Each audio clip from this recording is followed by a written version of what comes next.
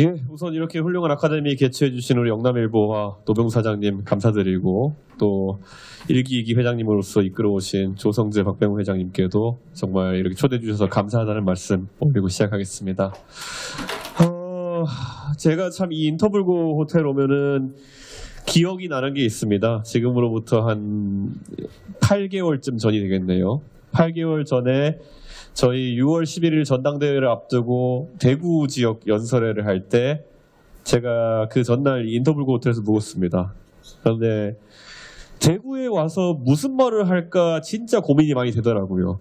그 탄핵 이후로 보수 정치인에게 대구라는 곳은 많은 사람에게 고향이기도 하면서 가장 두려운 공간이기도 했습니다. 가서 여기서 무슨 말을 할까? 여기서 무슨 말을 해야 당원들과 유권자들의 마음을 얻을 수 있을까? 때문에 정치인들이 종종 너무 많은 고민을 하다가 말 실수해가지고 문제되는 경우도 있고, 가가지고 언론에 괜히 이상하게 나오는 경우도 있고 해서 저도 딱 이 인터뷰고 호텔 아침에 일어나가지고 가기 전에 어떤 연설문을 가지고 갈까 고민 많이 했습니다. 그래서 그때 제가 엑스코 가가지고 했던 얘기 보면은, 저는 박근혜 대통령이 영입한 그런 사람인데도 불구하고 박근혜 대통령의 탄핵은 그 당시 시점의 관점에서는 아주 정당했다라고 이렇게 얘기하면서 제 말을 뗐습니다. 사실 그런 이야기를 하는 게 상당히 두려웠습니다. 예. 이 대구 지역의 정서상 박근혜 퀴즈라는 벼로를 가지고 있는 제가 그런 말을 들었을 때 근본도 모르는 놈 소리를 들을까 봐 걱정하기도 했고, 실제로 박근혜 대통령에 대해서 저는 항상 고마운 마음을 가지고 정치를 했기 때문에 그런 말이 어떻게 오해를 살 수 있을까 걱정하기도 했습니다. 그런데 그때 제 머릿속에는 별다른 생각이 없었던 것 같습니다. 정말 솔직담백하게. 하지만 그런 탄핵에 대한 입장을 정리하지 않고서는 이제 오늘로부터 50여일 앞으로 다가온 50일도 채 남지 않은 대선에서 과연 보수가 단결해가지고 승리할 수 있겠느냐라는 생각 때문에 제가 당대표 선거 나갔음에도 불구하고 그 문제에 대해 가지고 정말 종지부를 찍어야겠다. 그래서 제가 그때 했던 말이, 탄핵은 그 당시에 통치불능의 상태에 빠졌기 때문에 어쩔 수 없지만은 그 당시에 박근혜 대통령에게 적용된 법리라는 거는 그 전에 다른 대통령들에 비해서 매우 엄격하게 적용된 것은 맞다. 그리고 그 어쨌든 판결은 대법원까지 가서 다툰 것이기 때문에 우리 사회가 조금 더 엄격해졌다는 생각을 가지고 받아들이되, 문재인 정부에서 만약 비슷한 일이 발생한다고 하면은 그 엄격해진 잣대를 문재인 대통령과 그를 따르는 사람들도 적용받았으면 좋겠다.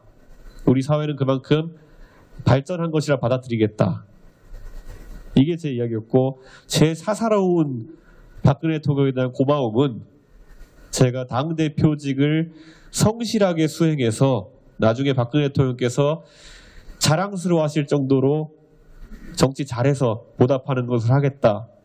이렇게 이야기했습니다. 사실 이 생각에서 한 번도 벗어난 적이 없이 지금 당대표직을 수행하고 있습니다. 그러면은 과연 당대표로서 정치를 잘하는 것은 무엇일까?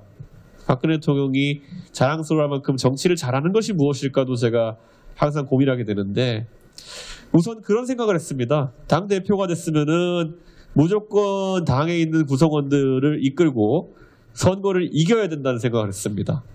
네. 우리가 회사에서도 사장님들이 보면은 평소에 직원들에게 어떤 분들은 살갑게 대해주신 분도 있고, 어떤 분들은 또 엄격하게 대해주신 분도 있고, 다 스타일이 다를 겁니다. 그런데 아무리 엄격하게 대한다고 해도 그 회사의 직원들이, 같이 일하는 동료들이 능력에 따라서 인사를 하고, 그리고 열심히 일한 사람에게 충분한 보상을 하며 회사가 성장하는 모습을 보여준다면은 그 사장을 따르지 않을 직원은 없다, 구성원은 없다, 이런 생각을 합니다. 하지만 평소에 아무리 좋은 소리 많이 하고 아무리 살갑게 대하고 알뜰살뜰 챙겨주는 것 같지만 정작 회사가 중요한 결단을 해야 될 때, 중요한 투자를 해야 될 때 잘못된 판단을 해가지고 나중에 직원을 해고해야 되고 회사 성과를 내지 못해가지고 적자를 내고 그리고 충분한 봉급을 지급하지 못했을 때 그 사장이 좋은 평가를 받을 일은 없다고 생각했습니다. 그래서 제가 당대표 하면서 저는 정말 엄청난 부담 속에서 당대표를 하고 있습니다. 꼭 성과를 내야 된다는 부담감을 가지고 저는 당대표를 하고 있습니다. 그럼 저에게 주어진 그런 목표라고 하는 것은 먼저 대통령 선거에 승리해야 된다는 생각을 많이 했습니다.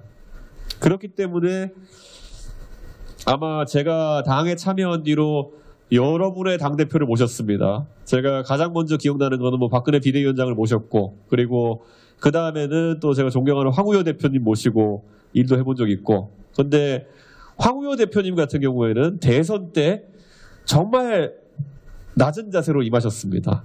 그때 호남 지역에 가서 이런 득표 활동을 하시겠다고 하고 2012년 대통령 선거에서 황우여 대표님이 뭐 하셨는지 많은 분들이 모릅니다. 진짜 열심히 하셨음에도. 그렇게 참 안 보이는 곳에서 열심히 득표 활동하셨던 분도 계시고 저도 이번에 대통령 선거 앞두고 제 역할을 어떻게 해야 될지 고민 많이 했습니다. 조용히 안 보이는 곳에서 승리를 위해서 노력할 것인가 아니면은 정말 한번 앞장서서 승부를 걸어볼 것인가 여러 생각 다 했습니다. 그런데 정말 이겨야 된다라는 절박함이 강하고 그러면은 우리 후보나 아니면 우리 당이 조금은 제가 생각하는 방향과 다른 방향으로 갔을 때는 굉장히 답답하고 그걸 바꾸고 싶어하는 노력을 하게 되더라고요. 왜냐? 이기고 싶었으니까요. 그래서 아마 이번 대통령 선거에서 사상 초유의 이런 내부 노선 갈등이라는 것이 처음에 많이 노정됐던 것 같습니다. 그런데 지금 와서 생각해보면 또 보람이 있었다는 생각을 합니다.